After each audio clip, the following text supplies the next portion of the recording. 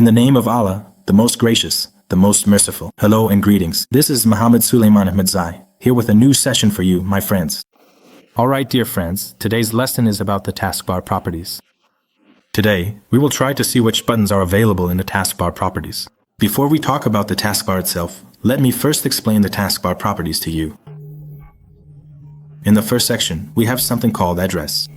The address does two things. Here, just like a search bar, another box appears. This is mostly used to help us find applications or, for example, a file using the address. If we want to find something, we can do more work with it. For example, we can type the name of a program. For example, Word, Excel, or any other program we type in. In the past, it wasn't like this. It didn't give suggestions. Now, it does give suggestions. Just by typing two letters, like in a search bar, it gives you suggestions. It wasn't like this before. Before, we had to type the whole thing out. For example, when I click on Excel, it opens Excel for me. In most cases, it's based on the address, like we're working from here. For example, with Excel, we don't see the file address, and if we quickly open Run, you and I can open it. It's the same way. For instance, when we go to Run, we have to type Excel. In Run, you have to type it up completely. If you type more or less, it won't work. Windows key plus R is the shortcut for Run. From here, there's another feature. When we open a program, you and I can get its address, wherever it's saved. For example, if you and I go to Notepad from where we opened Word, or say, where we open Excel, the folder itself shows us where we opened something, or when we open a file. For example, let's go here and tell it, I need to use Notepad. Here's its list. The most recently opened programs. For example, if we want to open Notepad, it opens Notepad directly and shows us the software's address. Well, again, this isn't all that useful, because we have search, we have Run, and honestly, I don't even use Run that much right now. In Windows 10, we have something called a link. But for now, the link doesn't work here. There's another trick to it. Just follow along with what I'm telling you. When we get to Microsoft Edge, and we open these websites, we can get the links from here, for example, by using Microsoft Edge. We add some websites to favorites there, and then we click on them through the link. For example, we click on a favorite. Let's say we've added YouTube. Anytime during the day, we can click on YouTube directly. It opens YouTube, and when we get to the Edge section, I'll explain it to you. If we turn this off, it won't show the links. We have something called the desktop. The desktop, for example, is for us. It's accessible. Also, inside the folder, whatever gets saved, it shows up on our computer screen.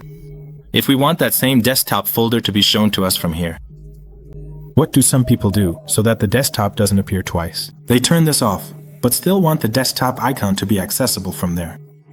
So, the toolbar comes up and then the desktop. Now, you can make all of it accessible from here. We have a folder called Noise. For example, Windows 10, C++, Control Panel. Basically, whatever I have here. You can also turn off the icons from the whole screen, for example, for instance, so it doesn't show them here. But any icon you need that's related to the desktop. Of course, you can access it from here. You can open it from there. You just have to be patient. Whatever we had there, we had a folder called SAC, named Animal Pet. These are some of the pictures inside it. From here, we can make tools accessible on the line. If we don't want it, we can just say not to show the desktop, and it won't display the desktop icons. If there's a folder we like or a special folder of our own that we want to create a shortcut for, we just right-click on it. We go to New, then we go to New Toolbar. You can choose any folder you want, for example. I have a folder in Drive D. For example, phone and tablet. Let's say we want this folder to be made into a shortcut. It gets linked. We click OK. Now, if we want to go to that folder, for example, before we had to go to this PC, then Drive D, and then that specific folder. Now it has brought the shortcut for us right here directly. If we click on any of those photos inside, for example, it will open one of those photos for us. It's related to whatever is in that folder, and if we don't want it, it shows us the sign. It's called body blink. This folder was made into a shortcut. We can turn it off. Then it gets deleted. Any folder we want. We can bring it with new folder or with new toolbar. The first thing that appears on the left side of our toolbar is something called search. This doesn't show up like this on every computer. On some computers, what is this? It's in the form of an icon. On some computers, there's nothing at all. When we right-click on this section, it's also called the tray menu. It's also called taskbar properties. In this section, we first decide what part the search itself should be. If we select it with hide, it doesn't show up at all. If we set search to be an icon form, It means it's there but not in a large size. That is, when I click, a list opens up. Otherwise, it doesn't have a box-like space at all. And if we select Show Search Box, it displays it in the default standard Windows 10 style. This one that we're talking about is Show Search Highlight and Hover. We worked on Hover yesterday. It's just for when you move the mouse pointer. It opens automatically, and Highlight also shows us some applications in the Highlight section. Meaning applications whose features are used a lot. It wants you to open those too. It shows the highlight in that way. So if it's not there, we just right-click on it. From the search section, we turn it on. After the search part we worked on, there's something else called News Interest. This section is called News Interest. Here, sometimes it shows us and you the news in a very small format if the internet is connected, when you hover over it, and it also shows us and you the weather. If we want nothing to be there, we can tell it to turn off. Then it won't show anything at all. If we say to keep it, only its icon will be there, and if we click on it, then it will show us the details. If we say to go back to how it was before, to retail, both the icon and the assistant will be there. It will show the weather panel. We choose it this way. Just like here, for example, we had something called Reduce Taskbar Updates. If this is enabled, even if we have internet, it tries not to show us updates here every minute. For example, if a notification pops up every minute, it creates distraction, and we can also turn it on so that, for instance, when our internet is connected, it only updates the weather once. So it won't keep sending different notifications every minute, and again, we reduce it. Taskbar updates. We have worked with Oresh before. They said if it's okay, we'll just point the mouse pointer at it. It opens without clicking. If it is inactive. For example, we have to click to open it before I can click. Otherwise, it will not open. Well, after that we have to choose a fallback. What we have is one thing. Let's go and turn off Cortana in this section. See that Cortana turns off, and then we'll work with it to see what it is. Show Task Button means we have another thing called Task Button. It turns that off. We turn that off too. There's another thing called Show People. This section, which is called People, we turn that off too. Later it becomes clear. I'm saying Show Ink. Here something called Ink was added, and Show Keyboards is mostly for devices that have touch screens. When I put the mouse down, a keyboard appears on the screen. Before this, we had something in older versions of Windows, in the really old Windows, something called OSK that we used to press. The on-screen keyboard. A keyboard would pop up, and sometimes we needed to use certain characters or wanted to type with the mouse. We used that. But now, since computers have become touchscreen, especially some devices, like certain Samsung laptops, there's no worry about the screen separating from the keyboard. It works like a tablet. Again, just like on your phone, if you need the keyboard, you just click. The keyboard pops up automatically. Here again, if you want the keyboard, you just click, then you can type directly on the screen. It also has another feature. For example, if our typing is weak, or if we don't recognize the letters or characters at times. Let's say you're in Word. This program is for photos. Let's bring it up, okay. Let's say we're in Word. We want to type something. Our typing is weak, or we want to find some characters. For example, when we press Alt plus Shift, our language switches to Persian. Here, the entire Persian alphabet appears, along with some codes that, for example, we might not understand. Some letters that we might not recognize, or if we want, we can type them either with the touchscreen or with the mouse. When we select Shift, we see some extra things like the Rial sign and others.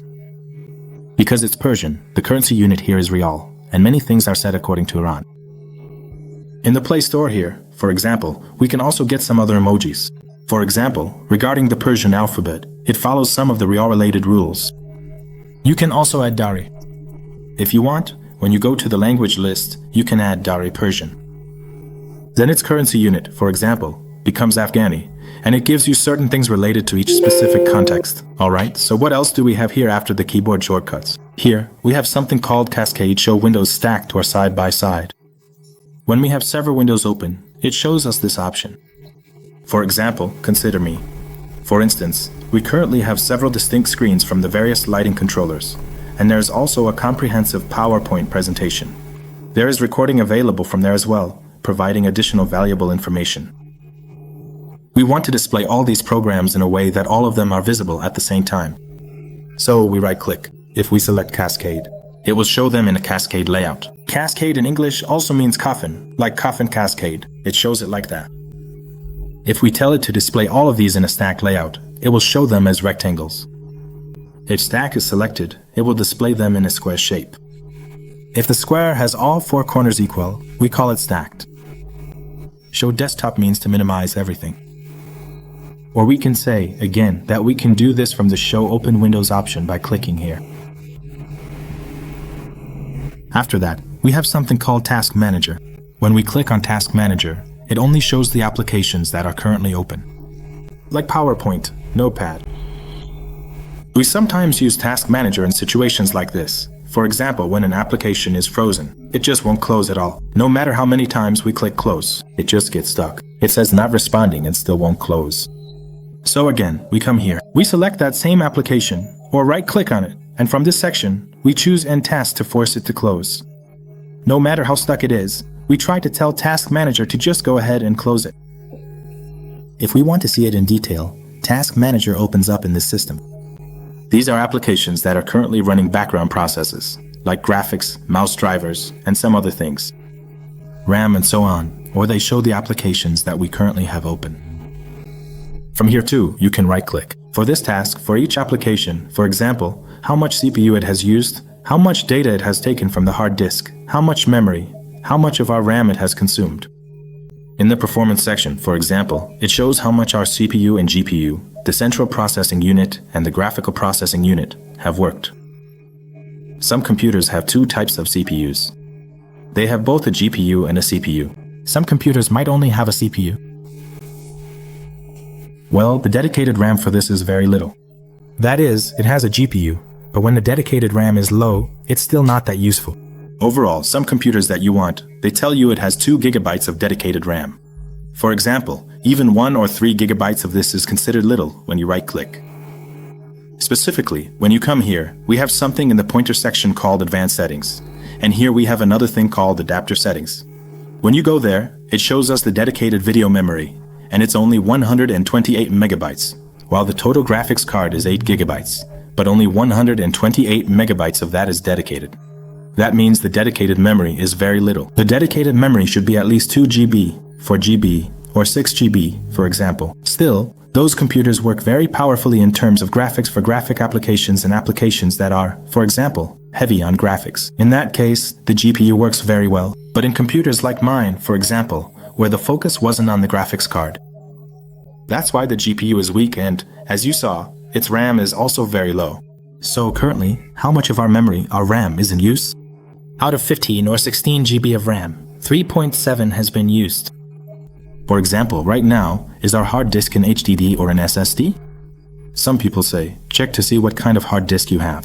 Is it an SSD or an HDD? There's a new technology called SSD, which works very fast. It has chips inside. For example, it's not like the old hard disks, and our CPU, for instance, is a few gigahertz. It shows how much work has been done with your GPU. So in Windows, it gives you all this information. App history, the applications we've opened before. In the startup section, we can add some applications to the system BIOS. Whenever we run the computer, it automatically opens. Some viruses also show up here automatically, so when we turn on the computer, they open by themselves. Our user, the thing that shows my picture along with the user. Details of all the applications that we usually have on our computer, whether it's running or stopped, and the servicing of some commands that have been run in Windows. For example, the Windows that we use. Millions of lines of code. A lot of work has been done in the background. Some of them are running, some of them are stopped. From here, it shows all the codes. In the standard mode, it only shows us all these applications. Whenever we had any work with it, that is, for normal tasks, we don't need this. But if it gets stuck, we come here and close it from here. There's also something called Lock Taskbar. If the taskbar is off, we can lock it, for example, and set the size of the taskbar according to your needs, deciding how big it should be. You can even set its position. You can place the taskbar on the right, left, or top. Depending on your needs, this is our taskbar. Now, our taskbar is at the top and opens from the top. Since it's not locked, I was able to move it to any side. But now I can go and lock it. This means that no one else can make changes anymore. There's a taskbar settings section. I'll explain that to you later. It's like how the startup menu settings work. The taskbar has its own settings as well. And finally, dear friends, I ask you that if you found the videos helpful, please like the videos to support us and help the channel grow. Subscribe to the channel, and I hope to see you in the next sessions. Goodbye.